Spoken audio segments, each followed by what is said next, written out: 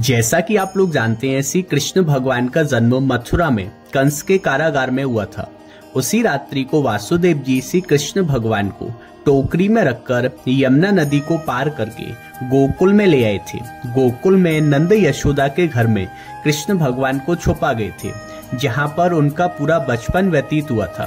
कृष्ण भगवान गोकुल में 11 साल 52 दिन तक रहे थे, जहां उन्होंने अपनी अनेकों बाल लीलाएं की थी। तो आज के इस वीडियो में हम आपको गोकुल के सभी दार्शनिक स्थलों के दर्शन कराने वाले हैं, तो वीडियो को शुरू से अंत तक जरूर देखिएगा। मथुरा से गोकुल महज 10 किलोमीटर की दूरी पर स्थित है, जिससे आप ऑटो रिक्शा से आ सकते हैं। ऑटो वाले 50 रुपए पर पर्सन का चार्ज करते हैं गोकुल तक का। गोकुल पहुंचने के बाद आपको सबसे पहले यह पतित पावन कुंड देखने को मिलता है। यह वह पवित्र कुंड है जिसमें मां यशोदा ने कृष्ण भगवान के छठी के कपड़े धोए थे। तभी से ये कुंड का नाम पड़ा पोतरा कुंड। इसकी गहराई का तो पता नहीं, पर माना जाता है कि अंदरूनी स्रोतों के कारण इसमें पानी भरा जाता है। यहीं यशोदा मैया ने कृष्ण भगवान के छठी के कपड़े धोए थे। गोकुल वासियों का मानना है कि इस कुंड की कितनी बार भी सफाई हो जाए, लेकिन इसका जल हरा ही रहता है। प्राचीन कुंड के दर्शन के कुछ कदम बाद ही आपको ये प्रवेश द्वार देखने को मिलता है, जिसमें प्रवेश करके आप गोकुल गांव में अंदर पहुंच जाते हो। गोकुल गांव में अंदर पहुंचने के बाद आपको सबसे पहले शंकर जी का मंदिर दिखाई देता है। जब श्री कृष्ण भगवान का जन्म हुआ था, तो सबसे पहले शंकर जी आए थे साधु के रूप में गोकुल में कृष्ण भगवान के दर्शन के लिए। तो वो नंद बाबा के घर पे जा पहुंचे थे, तो यशोदा मैया उनके लिए भिक्षा लेके आई थी। तो शंकर जी यहाँ क्या बोले थे कि ना चाहिए तेरी हीरा मोती और ना चाहिए तेरी माया है, अपने लाल के दर्शन करा दे, ये योगी तेरे दर पे आया है। तो यशोदा मैया बोली, नहीं, मेरा लाला छोटा है, आपको देख के डर जाएगा, मैं तुमको अपने लाला का दर्शन नहीं कराऊंगी। तो शंकर जी बोले कि जब तक मैं यहाँ कन्हैया का दर्शन नहीं करूंगा, यहाँ से वापस कैलाश पर्वत नहीं जाऊंगा, मैं यहीं बैठा रहूंगा। तो शंकर जी ने गोकुल में बैठकर 3 दिन 3 रात तपस्या किया था इसी स्थान पर। तो शंकर जी कृष्ण भगवान से बोले कि हे प्रभु, अब तो दर्शन दे दो। तब कृष्ण भगवान ने अपनी लीला की और जोर जोर से रोने लगे। तब यशोदा मैया बोली, ये मेरे लाला को क्या हो गया है, चुप ही नहीं हो रहा है, लगता है इसको किसी की नजर लग गई है। तब किसी ने बताया, गांव में एक जोगी आया हुआ है, एक बार अपने कान्हा को उसके पास ले जाओ। तब यशोदा मैया ने दूर से कृष्ण भगवान का दर्शन कराया था। तभी से ये शंकर जी का नाम पड़ गया था दर्शनेश्वर महादेव। तो आज भी ये मंदिर दर्शनेश्वर महादेव के नाम से जाना जाता है। यहाँ से थोड़ा सा ही आगे चलने के बाद आपको ये वंशी वट देखने को मिलता है, जहाँ पर आज भी चंद्रावली सखी का मंदिर बना हुआ है। जो आप लोग टीवी मोबाइल में लाइव जो प्रोग्राम देखते हो जन्माष्टमी का, वो इसी चौक में बनाया जाता है, वंशी वट पे। वंशी वट से थोड़ा सा आगे चल के आप गोकुल की कुंज गलियों में पहुंच जाओगे, जिन गलियों में भगवान श्री कृष्ण का बचपन व्यतीत हुआ था। इन्हीं गलियों में श्री कृष्ण भगवान बचपन में अपने सखाओं के साथ खेला करते थे। और ये सामने जो गली है, ये गली का नाम है माखन चोर गली। ये वही गली है जहाँ कृष्ण भगवान गोपियों का माखन लूटकर भाग जाया करते थे। यहीं से गोपियां अपने सरों पर माखन मिश्री का मटका लेके जाया करती थी मथुरा बेचने के लिए। तो यहीं कन्हैया उनके रास्ते को रोक लेते और गोपियों का माखन लूट लूट कर खाया करते। कन्हैया गोपियों से कहते कि थाड़ी रह जा गुजरी और दे जा मेरो दान, और कनक दही के कारण मैंने छोड़ो बैकुंठ धाम। कन्हैया माखन मिश्री के लिए बैकुंठ छोड़ यहाँ धरती लोक में आए। तो यहाँ लूट के, छीन के, चोरी करके कन्हैया गोपियों का माखन खाए। तो यहीं से कन्हैया का नाम क्या पड़ गया, माखन चोर। बोलते हैं कि गली गली में शोर है और कान्हा माखन चोर है। कुंज गलियों को पार करने के बाद आप गोकुल के ठाकुरानी घाट पर पहुंच जाओगे। ये वही घाट है जहाँ से वासुदेव जी श्री कृष्ण भगवान को लेके चढ़े थे। श्री कृष्ण भगवान का जन्म हुआ था तो अपने आप जेल के ताले खुल गए थे, वासुदेव जी की बेड़ियां खुल गई थी, पहरेदार सो गए थे। वासुदेव जी कृष्ण भगवान को टोकरी में रखकर यमुना नदी को पार करके गोकुल में ले आए थे। जब वासुदेव जी यमुना पार कर रहे थे तो यमुना की लहरें उफान भर रही थी यमुना का यह रूप देखकर वासुदेव जी घबरा गए थे। कान्हा को बचाने की चिंता में दुखी वासुदेव जी कतार स्वर में पुकारने लगे कि कोई लो, कोई लो। जो यमुना के आप उस पार देखोगे, आज भी वो गांव का नाम बोला जाता है कोयलो गांव। यमुना जी को कृष्ण भगवान की पटरानी माना जाता है। यमुना जी कृष्ण भगवान के पैर छूना चाह रही थी। इसी कोशिश में नदी का पानी उफान भर रहा था। इसके बाद बाल कृष्ण ने अपना पैर टोकरी से निकालकर बाहर रखा। यमुना उनके चरण छूने आ गई। के बाद आगे का रास्ता बनता चला गया। बारिश से बचने के लिए शेषनाग फन फैलाकर उनके पीछे पीछे चल रहे थे। वासुदेव जी कृष्ण भगवान को इसी घाट से, ठाकुरानी घाट से लेके ऊपर चढ़े थे। और ठाकुरानी घाट से हम थोड़ा सा आगे बढ़ेंगे तो हमको यह योग माया जी का मंदिर देखने को मिलता है। उसी रात्रि को अष्टमी के दिन ही गोकुल में यशोदा मैया की बेटी का जन्म हुआ था। तो वासुदेव जी कृष्ण भगवान को तो यहाँ गोकुल में छुपा गए थे और यहाँ से यशोदा मैया की बेटी को बदला करके मथुरा ले गए थे। तो कंस इनको मारने लगा था, तो कंस से हाथ से छूट गई और आकाश में बिजली बनी कि हे पापी दुष्ट कंस, तू मुझको क्या मारता है? तेरे मारने वाला गोकुल में अवतार ले चुका है। कंस को गोकुल का पता जो बताया था वो योग माया जी ने बताया था और वहां से उड़कर आज भी विंध्याचल पर्वत पर स्थित है, जो कि बनारस के पास पड़ता है विंध्याचल पर्वत।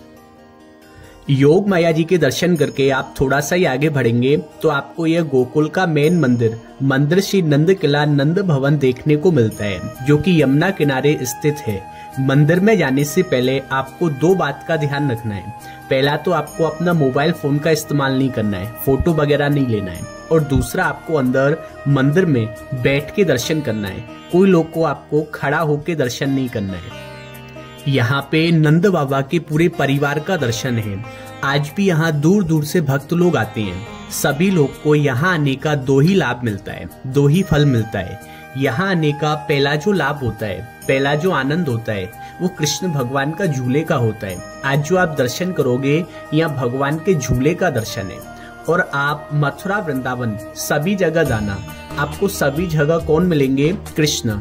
लेकिन गोकुल में कृष्ण नहीं है, यहाँ कौन है? बाल कृष्ण, लड्डू गोपाल। तो आज भी यहाँ भगवान झूले में झूलते हैं। यहाँ भगवान बड़े नहीं थे गोकुल में, यहाँ भगवान छोटे थे। तो यशोदा मैया उनको पालने में झुलाया करती थी। नंद बाबा यशोदा मैया ने भगवान को यहाँ 60 वर्ष की उम्र में पालने में झुलाया है। तो आज भी यहाँ दूर दूर से लोग आते हैं। नंद यशोदा के भाव से यहाँ भगवान को झूला झुला के जाते हैं। आप गोकुल में आए और यहाँ आके भगवान को झूला नहीं झुलाया, यहाँ आने का कोई लाभ, कोई आनंद आपको प्राप्त नहीं हुआ। तो यहाँ झूले तक जाते हैं तो यहाँ बैठे बैठे जाते हैं और मुख से बोलते हैं कि पापा पैया चले कृष्ण कन्हैया। ऐसा क्यों बोलते हैं? क्योंकि जब भगवान छोटे थे ना तो यशोदा मैया को बुलाया करती, तो भगवान घुटुअन घुटुअन आते थे। तो यशोदा मैया क्या कहती थी कि पापा पैया और आवे मेरो कन्हैया। तो ऐसा बोला जाता है कि 80 वर्ष का बूढ़ा और 3 वर्ष का बच्चा यहाँ एक समान माना जाता है। तो यहाँ झूले तक जाते हैं तो थोड़ा बैठे बैठे जाते हैं और बोलते हैं पापा पैया चले कृष्ण कन्हैया।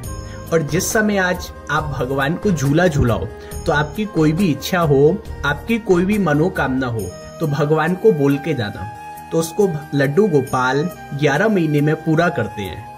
तो यहाँ आने का पहला तो लाभ हो गया भगवान को झूला झुलाना। और यहाँ का दूसरा जो लाभ होता है, दूसरा जो आनंद होता है, वो यहाँ भगवान को भोग लगाना होता है।